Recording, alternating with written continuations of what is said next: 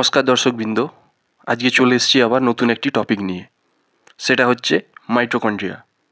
হ্যাঁ, মাইটোকন্ড্রিয়ার নামকরণটা শোনার পরে প্রথমে আমাদের মাথাতে আসবে মাইটোকন্ড্রিয়া কোথায়, মানে মাথাতেই প্রথমে আসবে যে ইউক্যারিওটিক কোষের সাইটোপ্লাজম। তখনই মনে হবে যে এটা মাইটোকন্ড্রিয়া। মাইটোকন্ড্রিয়াটা ইউক্যারিওটিক কোষের সাইটোপ্লাজমেই থাকে। কি সংজ্ঞাটা বললে কি বলবো আমরা, যে ইউক্যারিওটিক কোষের সাইটোপ্লাজমে বিক্ষিপ্তভাবে ছড়িয়ে থাকা দ্বি-একক পর্দাবেষ্টিত ডিম্বাকার অথবা সূত্রাকার যে সমস্ত কোষ অঙ্গাণু কী করে কোষের প্রয়োজনীয় শক্তি উৎপন্ন করে তাকে মাইটোকন্ড্রিয়া বলে। নামকরণ, বিজ্ঞানী বেন্ডা কী করেন 1898 খ্রিস্টাব্দে প্রথম এই নামকরণ করেন। বিভিন্ন উদ্ভিদ এবং প্রাণী কোষের সাইটোপ্লাজমে কী হয়, এই মাইটোকন্ড্রিয়াটা বিক্ষিপ্তভাবে অবস্থান করে। এর আকার গোলাকার, ডিম্বাকার, দণ্ডাকার বিভিন্ন রকম হয়ে থাকে বিভিন্ন জীবের ক্ষেত্রে। এর আয়তন, মাইটোকন্ড্রিয়ার দৈর্ঘ্য কী হয় 1.5 মাইক্রোমিটার থেকে 10 মাইক্রোমিটার এবং প্রস্থে 0.5 মাইক্রোমিটার থেকে 1 মাইক্রোমিটার হয়। এরপরে আমরা চলে আসব মাইটোকন্ড্রিয়ার গঠন। মাইটোকন্ড্রিয়ার গঠনে কি হয়, দুই প্রকার পর্দা এবং দুই প্রকার প্রকোষ্ঠ দেখতে পাওয়া যায়। দুই প্রকার পর্দা, একটা বহিঃপর্দা একটা অন্তঃপর্দা, এবং দুটি প্রকোষ্ঠ, একটি বহিঃপ্রকোষ্ঠ এবং একটি অন্তঃপ্রকোষ্ঠ নিয়ে গঠিত। এই বহিঃপর্দার পুরুত্ব কি হয় 60 থেকে 75 মাইক্রোমিটার হয়। এই বহিঃপর্দার গায়ে কি হয় কতগুলি ছিদ্র থাকে যাদের কি বলা হয় পোরিন। এগুলো কিন্তু খুবই ইম্পর্টেন্ট ছোট ছোট চ্যাপ্টার এমসিকিউর জন্য।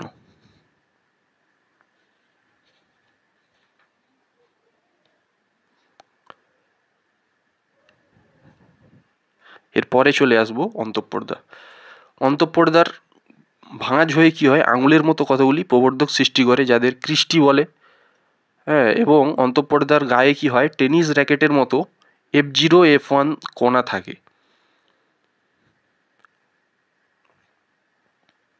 একটি প্রকোষ্ঠ থাকে যাকে বলা হয় পেরিমাইটোকন্ড্রিয়াল স্পেস, এবং মাইটোকন্ড্রিয়ার অন্তঃপ্রকোষ্ঠে এক ধরনের অর্ধতরল পদার্থ থাকে যাকে ধাত্র বা ম্যাট্রিক্স বলে। এই ধরনের কিছু রয়েছে।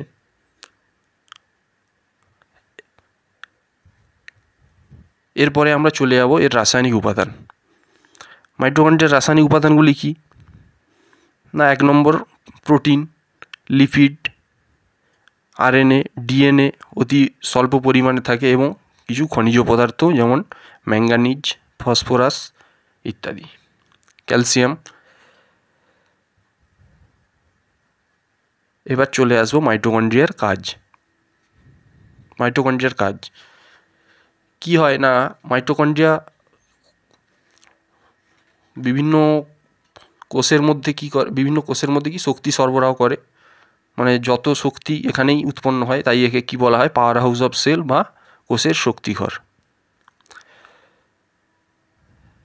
কি হয় না, সবাত শ্বসনে কি করে মাইটোকন্ড্রিয়ার বিভিন্ন ক্রেবস চক্র যে হয় বিক্রিয়া সেগুলো ঘটতে সহায়তা করে, এবং ফসফোরাইলেশনের মাধ্যমে কি হয় এটিপি উৎপন্ন করে, যা কি হয় সমস্ত কোষে ব্যবহৃত হয়।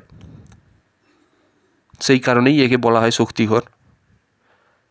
এবং বিভিন্ন অ্যামাইনো অ্যাসিড কি করে সংশ্লেষ ঘটায়, যেমন গ্লুটামিক, অ্যাসপারিক অ্যাসিড ইত্যাদি। এরপরে ফ্যাট বিপাক। এটা কি হয় না, ফ্যাটি অ্যাসিডের বিটাজারণ যে পাথওয়েটা সেটা কিন্তু এখানেই সংগঠিত হয় এই মাইটোকন্ড্রিয়ার মধ্যে। এবং লাস্টে চলে আসব এই ডায়াগ্রামটিতে। এই ডায়াগ্রামটি দেখলে বোঝা যাবে এখানে